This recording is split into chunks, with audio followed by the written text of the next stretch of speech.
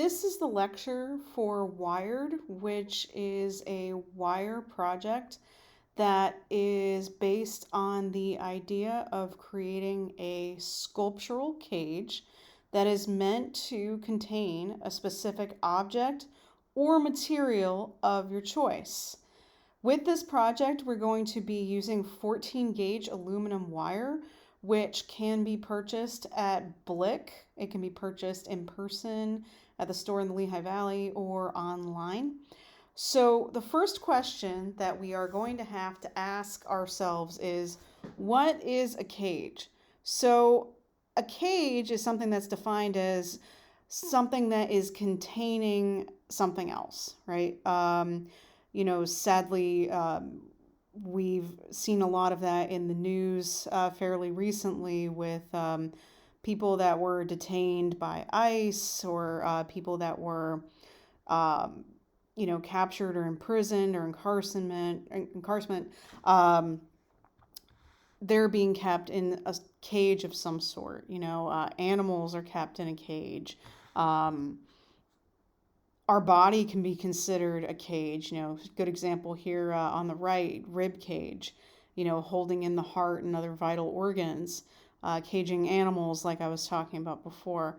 And, you have to think about, okay, what is this cage that I'm going to create? What is the exterior going to look like? And what is the interior going to look like? What's the interior going to contain? So what we'll look at first is we'll look at just different sculptural forms of wire, and then toward the end of the presentation we'll look at some student examples of how people interpreted the idea of a cage and created a relationship between the sculptural version of the cage itself and what material or what object was being contained on the inside. So really think about that relationship.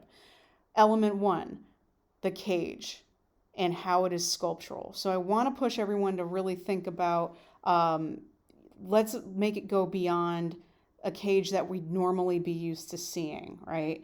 What if your cage was in the shape of like a water bottle, right? Like one that you'd normally drink out of every day. And what if the interior were something else? Like what if the interior was fish? They're all being trapped in this cage, and we're dealing with this crisis with the ocean.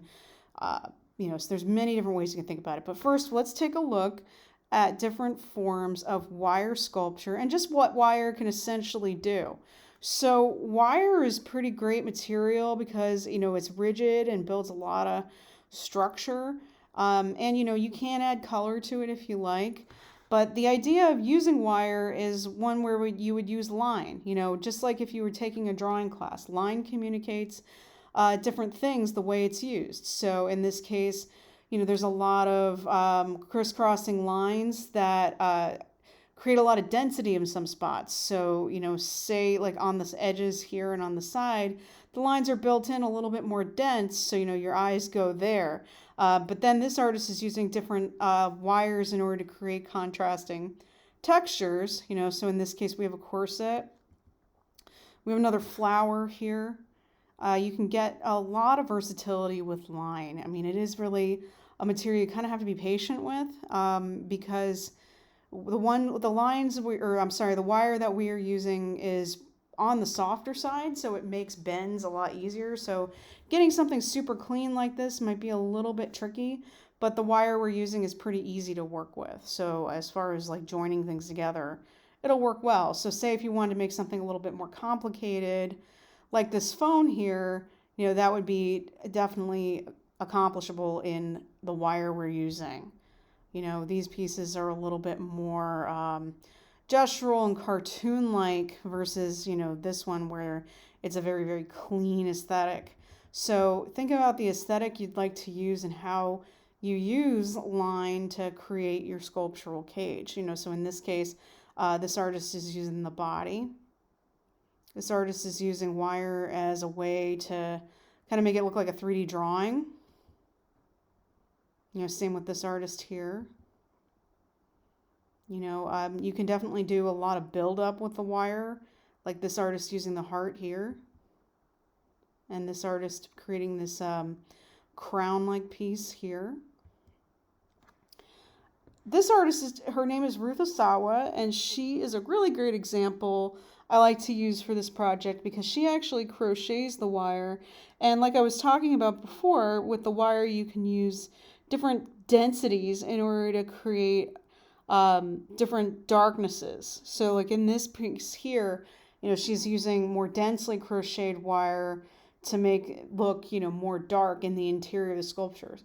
Because each one of these pieces, she's crocheting individually, but then as she's building one crocheted form on top of another crocheted form, it's creating this relationship where is making the piece view a lot darker. So it's a really good use of our example of containment, which is what we're going for this assignment. More examples of wire use. Essentially you can create just about anything using wire. And, like this is another good example here using wire. Well, actually, she's using more steel rod for the globe-like pieces, but, the continents and everything could essentially be made out of wire.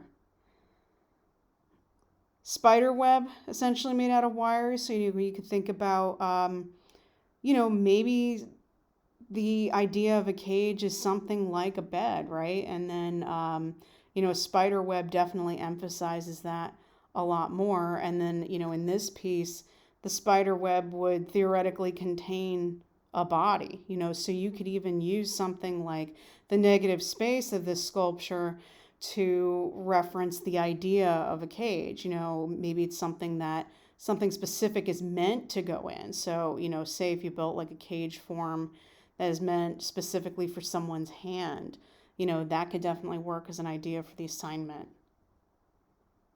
Oops. And, you could even do things with more abstracted forms, like Mona Hatoum. This is another one of her pieces. She's using kind of these glass type sculptures, and they're being contained in these more structural cages here. Here's Louise Bourgeois, and here's a cage scene that she created. So she's got this twisted body with this skirt hanging on the wall, and the body's looking at itself in the mirror. This I thought was a really interesting use of a sculptural cage. This artist has two illuminated children that are kind of like the inner child of these two saddened figures, so this is a great example of the cage, because the human body is the cage, and they've got another element with the children in the inside where they're being contained in the cage. But then there's also an element of hope, because they're both illuminated and they're embracing through the saddened cages. This is actually an idea I have for a piece I'm eventually going to get to. I want to make a cage of a silhouette, like a Victorian woman silhouette with a bow. And then, I wanted to be on the inside of this. This is a piece I've been working on trying to do for a couple years now. And, eventually I'll get to it. I've had some other bigger projects kind of jump in. David Young using himself in his cage. So he created one that was meant for him. So that's him hanging out on the inside. Chen Zhen, using the candles as a specific cage, and then having all this crowd kind of exist on the exterior of it. Rebecca Horn using the skirt as a cage and then having her legs being contained in the inside.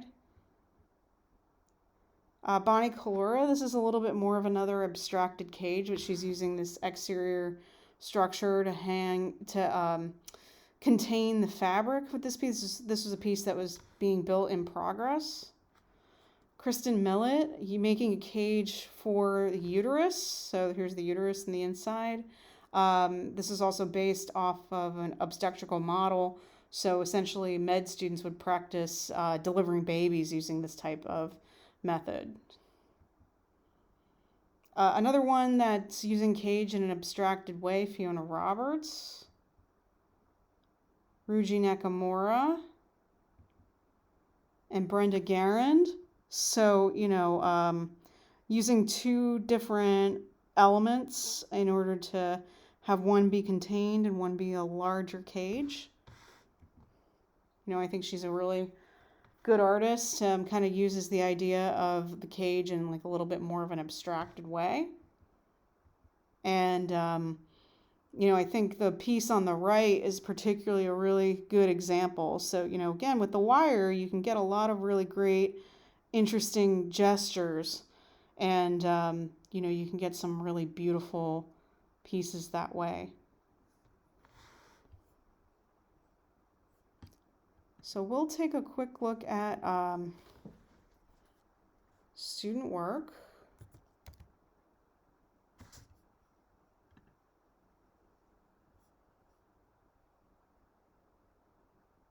To give you an idea of a couple different uses of the cage piece in 3D design. So in this piece, this was all made out of wire, and she wanted to create a anatomical model doll and have it exist in this cage of fat. So this is Sylvie's piece called I Hate Pants, which is pretty funny. And so this one's a little bit more of a conceptual example. And this one here is a little bit more of a formal example. So she wanted to use the red ball to be the object that was being contained. And then she created a really beautiful pod-like wire cage for the exterior. So there's a lot of different ways that you can go about this project. Think about how the wire can be used as a linear element and how that line contributes to the overall aesthetic and look of the piece and how you want your viewer to take a look at it.